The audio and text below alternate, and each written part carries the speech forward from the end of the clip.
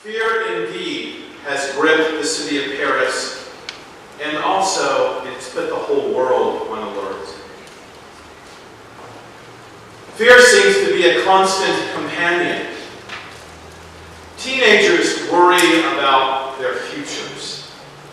Adults who are entering those midlife years or golden years worry about their health. We worry about how to solve financial problems. We worry about how to pass tests at school. We worry about global warming, the effects on our climate. We worry about our children being safe, our spouses being faithful. We worry about our football team getting that season-ending 6th win so we can continue our season a little longer. We worry about being right with God when practically everything else in life seems not right. Scripture tells us that our ancestors lived with fear as well. And so we come here and we hear the stories of our ancestors. And we're reminded of our need for perseverance and courage in the face of our experiences and in the fearful times in which we live. In today's lesson from the Gospel of Mark, Jesus is coming out of the temple in Jerusalem when one of his disciples says to him, "Look, teacher, look at those massive buildings, those huge stones." And the disciple had a reason to be impressed. The temple in Jerusalem, as you've heard, King Herod's second temple rebuilding project in front of you, was considered one of the architectural wonders of the ancient world. Herod built it in order to impress the Roman Empire and the Emperor Caesar Augustus. King Herod, or Herod the Great as he was called, undertook this vast project to enlarge and embellish the temple in Jerusalem. This began in about 20 BC, 15 years before Jesus was born. And it took 80 years to complete. This temple project was not completed until decades after the life of Jesus, after the life of Herod the Great and Caesar Augustus. Herod enlarged this big temple platform that you see where Solomon's temple originally stood. He enlarged it by 35 acres. And Herod had 1,000 priests at the temple here in Jerusalem. He trained them beforehand to build the temple and to be masons of all of the stonework that was needed around it. The temple's marble walls stood 150 feet high. The outside of the temple was, you can see all of the columns, was decorated with 40 feet high columns of white marble. The eastern front of the temple, as you see there in gold, was decorated with gold, and its side walls with gold plates and other metals that were shipped in from various countries. The glistening white marble and the metal work made the temple sparkle in the Middle Eastern sun, and it dominated this Roman city of Jerusalem. The temple was the center of Jewish life. We often think of temples as a place to go for worship, but the temple, this temple itself was the actual worship space, which very few people could enter. But all around the temple was where the commercialism took place. People could exchange, buy and sell what they needed. It was a place where people were fed. It was a place where people made political decisions, where leaders made political decisions. The temple was not only the worship center, it was the commercial political, religious life of the people. The disciple who remarks to Jesus regarding the grandeur of this place and its magnificent edifice thinks that it's going to last forever. And why wouldn't you? Archaeologists have been digging underneath this temple, and there's a single foundation stone that measures 40 feet in length. It's over 10 feet tall, it's 14 feet thick, and it weighs 500 tons. How on earth would something so massive fall? How would it crumble? It's, the disciples look at Jesus and say, this is just too big to fall. Jesus doesn't see this building the way his disciples see it. With Herod ruling over Jerusalem, Herod being Rome's quiet king and in charge, the temple had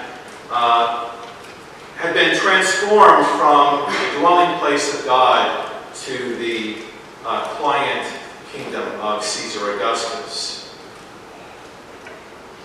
Jesus startles his disciples with a prediction that this place is going to fall, that the great stones that form the temple will one day be thrown down. And this passage Mark states it. Jesus knew that its beauty and its magnificence would not last. And so Jesus will take his disciples outside to the Mount of Olives, to the eastern hills that overlook the temple where Jesus and his disciples withdrew often. There is a series of caves there, and archaeologists have found caves with early Christian graffiti on them, knowing that Christians have gathered in these places to mark places where Jesus may have gathered with his disciples. Gethsemane simply means olive press, and there are olive groves all over the Mount of Olives. Jesus, the teacher, is seated opposite then the temple and looking over it. Symbolically, then Jesus will predict an end to what has become of the temple's practice. So as we approach the end of Mark's Gospel, we see Jesus is distancing himself from the temple and from the power of temple leadership. From chapter 11 on in Mark's Gospel, Jesus will enter Jerusalem 3 times and then he leaves. He just enters, looks around at the courts and the temple and leaves, sometimes at night. Jesus doesn't worship here, he doesn't pray here, he just surveys the area. It seems that Jesus is angry at the corruption of this place, that the temple no longer functions as the gathering place of God, the place where people came to hear about God's mercy and God's compassion and to find hope and love in the community. But instead, this temple has become a place that symbolizes foreign occupation, the Roman Empire. It's a place that gathers in taxes from the people, and those taxes were stiff among the peasant population. There's corrupt business practices happening in this place, and in this place, the temple takes advantage of the poor, as we saw a couple of weeks ago, where a poor woman puts in all she has to the temple offering. Jesus, our idolatry of magnificent structures in our world, and there's plenty of them, things that are built that awe us. I think we ever travel down and look at Memorial Stadium and the new Pinnacle Bank Arena without being awed by its beauty and its magnificent size. Things look impressive on the surface, but things may not be so impressive on the outside. I know plenty of people that look impressive on the surface, but on the inside, things are completely in chaos and out of control. Like the early disciples then, Jesus calls us to look beyond appearances, to look beyond fear so that we might see and discern the will of God. Our world is in constant change. It always has and it always will be. There are wars and earthquakes and droughts and ravaging floods. They are a part of our world as they were a part of Mark's world, of Jesus' world, of Hannah's world thousands of years back. There's sickness. There's unfortunate tragedy that just breaks our hearts. People back then, as well as people today, know what it means to live in complete fear. So where is hope to be found? How does one survive the devastation of a cancer diagnosis? How does one hope after huge buildings like the Twin Towers of New York City or the nightclubs in Paris or the Temple of Jerusalem come collapsing down? How does one survive the collapse of a government? Myanmar, which our former refugees fled from the armies and the leadership of Myanmar, they fled to Thailand to escape the persecution, and they saw their cities burned twice, and they lived in the forest for a long time. And this week, Myanmar has now re-elected a leader, a woman leader that has been on house arrest for some time, and so hopefully things will be much calmer there. What's next when one is informed that they no longer have employment and that their pensions have been invested entirely? I know an employee who was a victim in a local business scandal here in Lincoln. And this employee went from making $100,000 yearly and lost all of pension and benefits, and this person now works for $10 an hour. It may not seem so, but I believe that Jesus taught us that our focus cannot be on what the outside brings. Sometimes we have control of it and sometimes we don't, but we can't place our hope on the surface, not on physical things or material losses.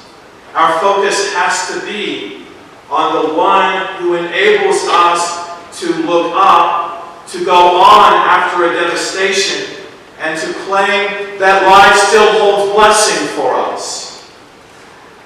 At times, our lives do fall apart, or seem to at least. Our world sometimes comes to an end, and we know that life from that point on is not going to be the same. But like those who have gone before us and survived, like those who wrote and were part of the stories that Scripture tells us, those who have regained a sense of wholeness, a deeper faith than those who have reclaimed a more compassionate life, they tell us and they model for us a life that will be steady, that will have hope, and that, like in the case of the disciples and in the early Christians, that Jesus, the one who experienced the new possibilities of resurrection, that is part of our future hope as well. Perhaps when we take some time to gather ourselves and to lift ourselves up from what has burdened us or kept us down for so long, then perhaps we will, amazingly so, find God's grace, and that we will too then discover there is more life to live, and there are more experiences that will be ours to claim.